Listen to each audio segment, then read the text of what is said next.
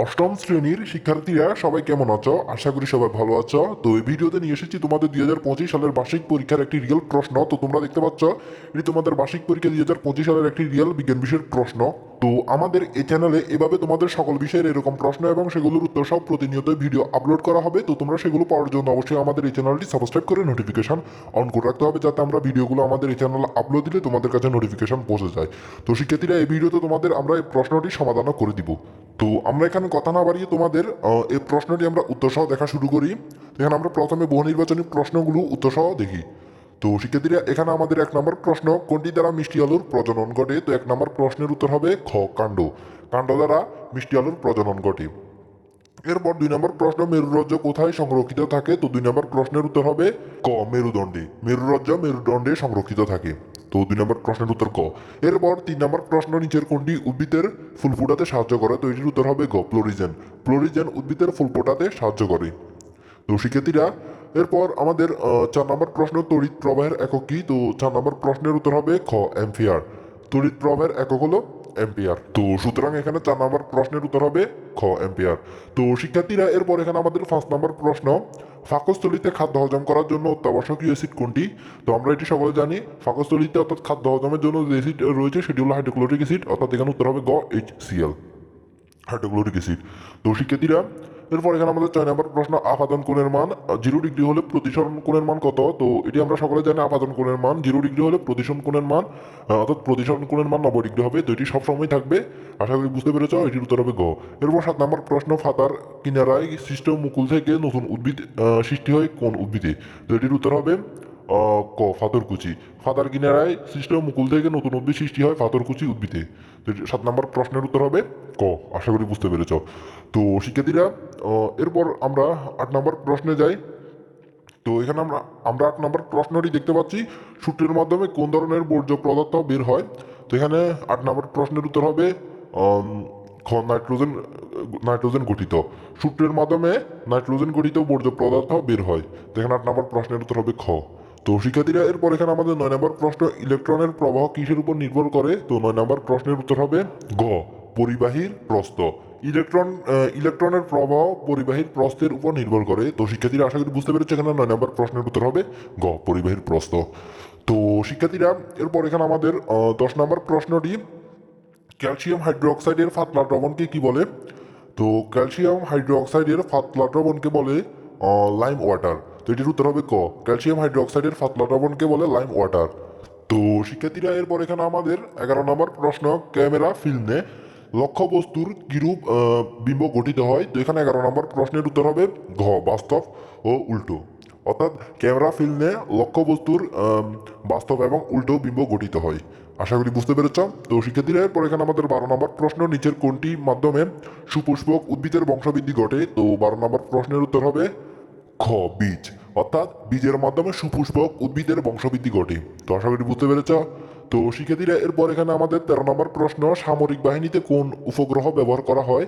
তো এখানে 13 নম্বর প্রশ্নের উত্তর হবে ক, গোয়েন্দা উপগ্রহ। সামরিক বাহিনীতে গোয়েন্দা উপগ্রহ ব্যবহার করা হয়। আশা করি বুঝতে পেরেছ।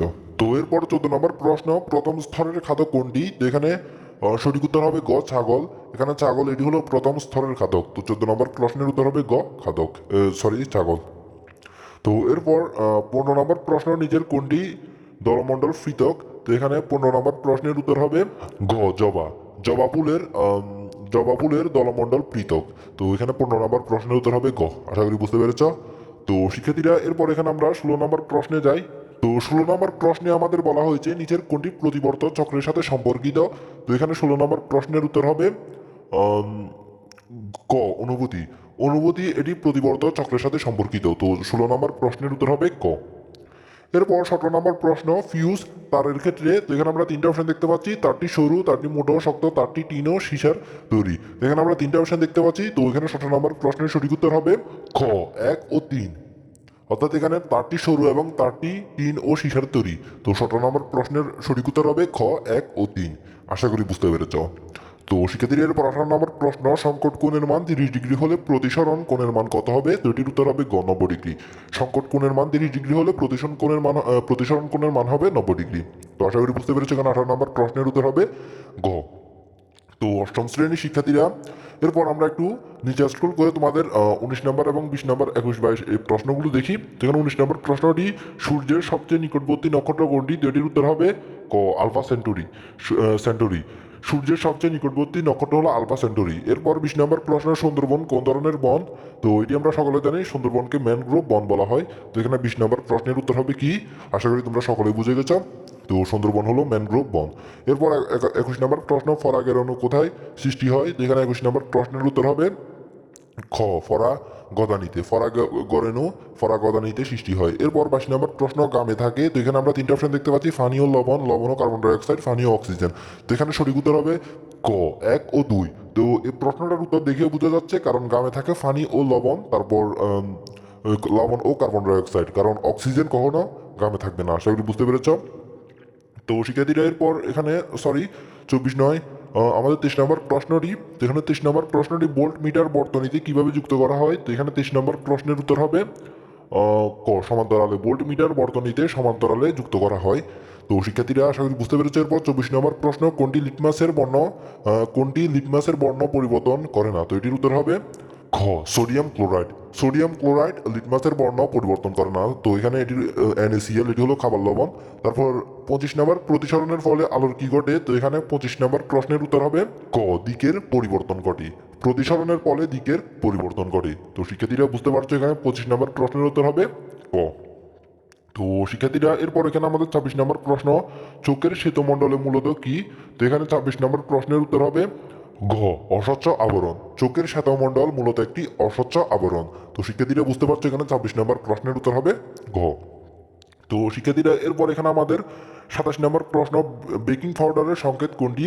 তো এখানে 27 নম্বর প্রশ্নের উত্তর হবে গ NaHCO3, অর্থাৎ সোডিয়াম হাইড্রোকার্বনেট। এটি হলো বেকিং পাউডারের সংকেত। আশা করি বুঝতে পেরেছ। তো শিক্ষার্থীরা এরপর এখানে আমাদের 28 নম্বর প্রশ্ন, পৃথিবীর চারদিকে ঘোরার জন্য দরকার। তো এটির উত্তর হবে এখানে আমরা তিনটা অপশন দেখতে পাচ্ছি, কেন্দ্রমুখী বল, আকর্ষণ বল, অভিকর্ষ বল। তো এখানে 28 নম্বর প্রশ্নের সঠিক উত্তর হবে গ তিনোটা, অর্থাৎ পৃথিবীর চারদিকে ঘোরার জন্য দরকার কেন্দ্রমুখী বল, আকর্ষণ বল এবং অভিকর্ষ বল, এই তিনোটা। তো এরপর 29 নম্বর প্রশ্ন, নিচের কোনটি পচনকারী নামে পরিচিত? তো এটি হবে খ বিয়োজক। বিয়োজক আমরা সাধারণত কোনো পচনশীল বস্তুতে দেখি। তো বুঝতে পারছো, এখানে 29 নম্বর প্রশ্নের উত্তর হবে খ বিয়োজক। এরপর এখানে আমাদের 30 নম্বর প্রশ্ন, কোন গ্রহ উপগ্রহবিহীন? তো এটির উত্তর হবে ক বুধ। বুধ গ্রহ একমাত্র গ্রহ যেটি হলো উপগ্রহবিহীন। তো শিক্ষার্থীরা বুঝতে পারছো, এখানে 30 নম্বর প্রশ্নের উত্তর হবে ক। তো এখানে আমাদের মোটামুটি সবগুলো MCQ প্রশ্ন উত্তর সহ দেখিয়ে দিতে পেরেছি, তোমাদের 30টা MCQ প্রশ্ন উত্তর সহ দেখিয়ে দিতে পেরেছি। তো শিক্ষার্থীরা এরপর আমরা তোমাদের সৃজনশীল প্রশ্নগুলো দেখাই এবং সংক্ষিপ্ত উত্তর প্রশ্নগুলো দেখাই। তো শিক্ষার্থীরা এখানে আমরা প্রথমে সৃজনশীল প্রশ্ন দেখতে পাচ্ছি। তো সৃজনশীল প্রশ্নের জন্য তোমাদের রয়েছে 50 নাম্বার। তো এখানে তোমাদের প্রশ্ন থাকবে 8টি থেকে তোমাদের যে কোনো 5টি প্রশ্নের উত্তর দিতে হবে। তো এখানে ক নাম্বার প্রশ্নটি, অর্থাৎ 1 নম্বর প্রশ্নটি। তো এখানে 1 নম্বর প্রশ্নে আমরা একটা চিত্র দেখতে পাচ্ছি। তো এখানে ক নাম্বার প্রশ্ন, অ্যাকিউয়াস হিউমার কি? তারপর খ নাম্বার, আপাতন কোণ 0 ডিগ্রি হলে কি হবে? তারপর ঘ নাম্বার, উদ্দীপকের চিত্র হতে সংকট কোণের চিহ্নিত করে ব্যাখ্যা করো। তারপর ঘ নাম্বার, আপতিত রশ্মি এম ও একই মাধ্যমে ফিরে আসবে কি? যুক্তিসহ বিশ্লেষণ করো। তো শিক্ষার্থীরা এটি ছিল 1 নম্বর প্রশ্ন।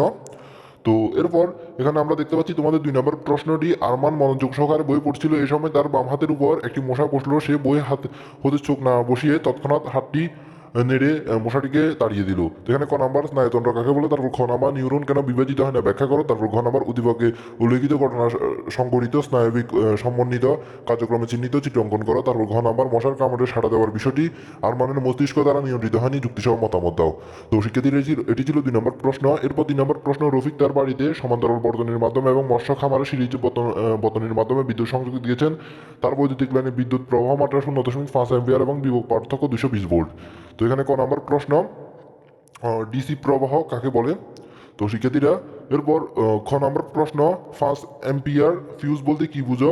তারপর ঘ নম্বর প্রশ্ন, রফিকের বাড়িতে ব্যবহৃত বর্তনীর রোধ নির্ণয় করো। তো এটি ছিল নাম্বার প্রশ্ন। তো শিক্ষার্থীরা এরপর আমরা এখানে দেখতে পাচ্ছি ঘ নাম্বার প্রশ্নটি, রফিকের বাড়ির এবং মৎস্য খামারের বর্তনী দুটির মধ্যে কোনটি বেশি সুবিধাজনক বলে তুমি মনে করো? তোমার উত্তরের সাপেক্ষে যুক্তি দাও। তো শিক্ষার্থীরা এরপর এখানে আমরা দেখতে পাচ্ছি 4 নম্বর প্রশ্নটি, নিচের চিত্রটি লক্ষ্য করো। এখানে আমরা একটা চিত্র দেখতে পাচ্ছি। চুনের পানি, তারপর পাতলা সালফিউরিক অ্যাসিড। তো এখানে তোমাদের ক নম্বর প্রশ্নে বলা হয়েছে অক্সালিক অ্যাসিডের সংকেত লেখো।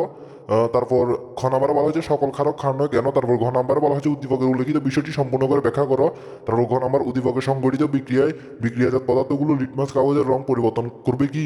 তো শিক্ষার্থীরা এটি ছিল 4 নম্বর প্রশ্ন। তো এরপর 5 নম্বর প্রশ্নটি, এখানে আমরা দেখতে পাচ্ছি কৃত্রিম উপগ্রহ। তো এখানে আমরা ফিতে দেখতে পাচ্ছি মোবাইলের কথা বলা, তারপর কিউতে দেখতে পাচ্ছি ফসলে পোকামাকড় আক্রমণের ছবি সংগ্রহ, তারপর ঘ নম্বরে আর নাম্বারে দেখতে পাচ্ছি জট বৃষ্টির পূর্বাভাস প্রদান, তারপর এস নাম্বারে দেখতে পাচ্ছি মহাকাশ সম্পর্কিত জ্ঞান। তো এখানে ক নাম্বার মিল্কিওয়ে কি, তারপর খ নাম্বার বিগ ব্যাং ঘটনাটি ব্যাখ্যা করো, তারপর ঘ নাম্বার কিভাবে ফিকে পৃথিবী চারদিকে ঘুরানোর জন্য সক্রিয় করা যায় ব্যাখ্যা করো, তারপর ঘ নাম্বার উদ্দীপক উল্লেখিত গ্রহগুলির মধ্যে কোনগুলি মানব জীবনে অধিক গুরুত্বপূর্ণ বিশ্লেষণ করো।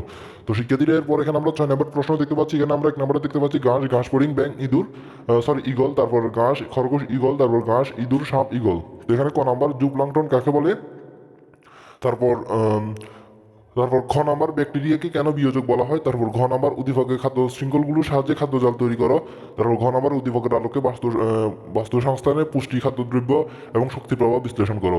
তো শিক্ষার্থীর এটি ছিল 6 নম্বর প্রশ্ন। এরপর এখানে আমরা দেখতে পাচ্ছি 7 নম্বর প্রশ্নটি। এখানে 7 নম্বর প্রশ্নে আমরা চিত্র দেখতে পাচ্ছি একটি বড়। তো এখানে ক নাম্বার প্রশ্ন পরাগায়ন বলতে কি বুঝো, তারপর খ নাম্বার কচু গাছের প্রজনন কিভাবে সম্পূর্ণ হয়, তারপর ঘ নাম্বার ইউডিকে ফুলের সাহায্যকারী স্তবক বলা হয় কেন ব্যাখ্যা করো, তারপর ঘ নাম্বার ফল ও বীজ উৎপাদনে উদ্দীপকের বি এবং সি এর ভূমিকা বিশ্লেষণ করো। তো শিক্ষার্থীরা এটি ছিল 7 নম্বর প্রশ্ন।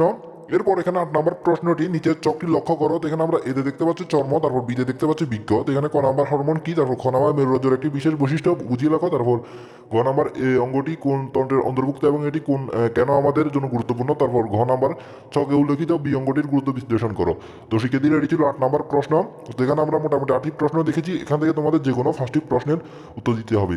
তো শিক্ষার্থীরা এখান থেকে তোমাদের যে কোনো 5টি প্রশ্নের উত্তর দিতে হবে। তোমাদের যে 5টি প্রশ্নের উত্তর সহজ লাগে সেই 5টি প্রশ্নের উত্তর তোমরা এখান থেকে দিয়ে দিবে। এরপর খ বিভাগ সংক্ষিপ্ত প্রশ্ন। তো এখান থেকে তোমাদের যে কোনো 10টি প্রশ্নের উত্তর দিতে হবে। তো এখানে ক নাম্বার চুনের পানি গোলা হওয়ার কারণ কি, তারপর খ নাম্বার কোনো পরিবাহীর রোধ 4 ওম হয় কেন, তারপর ঘ নাম্বার চাঁদ ও কৃত্রিম উপগ্রহের মধ্যে দুটি পার্থক্য লেখো, তারপর ঘ মাইক্রো প্রোফাইল কি, তারপর নাম্বার আলোক রশ্মির দিক পরিবর্তনের কারণ কি, তারপর 6 নাম্বার সোডিয়াম ক্লোরাইড লিটমাস পেপারের বর্ণ পরিবর্তন করতে পারে না কেন, তারপর 6 নাম্বার ঘাসকে তৃতীয় স্তরের খাদক বলা হয় কেন, তারপর পরীক্ষা নাম্বার অপটিক্যাল ফাইবার কি কি কাজে ব্যবহৃত হয়। তো শিক্ষার্থীরা এরপর জ নম্বর প্রশ্ন বর্তনীতে বৈদ্যুতিক সুইচের প্রয়োজন হয় কেন, তারপর ইয় নম্বর প্রশ্ন আগামী দিনের ঝড় বৃষ্টির খবর পূর্বে কিভাবে জানতে পারি, তারপর ট নাম্বার ফনসকে মস্তিষ্কের যোজক বলা হয় কেন, তারপর ঠ নাম্বার সুন্দরবনের উদ্ভিদের মূল মাটির উপরে কেন উঠে আসে, তারপর ঢ নাম্বার নির্দেশক কাকে বলে উদাহরণ দাও, তারপর ঢ নাম্বার পূর্ণ অভ্যন্তরীণ প্রতিফলনের সত্য দুটি লেখো, তারপর মধ্যাহ্ন নাম্বার সূর্য সুষমা শীর্ষকে মস্তিষ্কের বোটা বলা হয় কেন। তো শিক্ষার্থীরা এই 15টি প্রশ্ন থেকে তোমাদের যে কোনো 10টি প্রশ্নের উত্তর দিতে হবে। এখান থেকে তোমাদের যে 10টি প্রশ্ন সহজ লাগে সে 10টি প্রশ্নের উত্তর দিবে। তো সেখান থেকে তোমরা 20 নম্বর পেয়ে যাবে। তো প্রিয় অষ্টম শ্রেণীর শিক্ষার্থীরা এটি ছিল আমাদের ভিডিও। এই ভিডিওতে মোটামুটি তোমাদের দেখিয়ে দিলাম তোমাদের এমসিকিউ প্রশ্নগুলো দশাও দেখিয়ে দিলাম, তারপর তোমাদের সংক্ষিপ্ত প্রশ্নগুলো দেখিয়ে দিলাম, তারপর তোমাদের সৃজনশীল প্রশ্নগুলো দেখিয়ে দিলাম। তো শিক্ষার্থীরা আমাদের ভিডিওটি ছিল এটুকু। আশা করি এই ভিডিওটি তোমাদের উপকার এসেছে। যদি উপকার এসে থাকে তাহলে ভিডিওতে অবশ্যই একটি লাইক দিয়ে যাবে। তো সবাই ভালো থাকবে, সুস্থ থাকবে, আল্লাহ হাফেজ।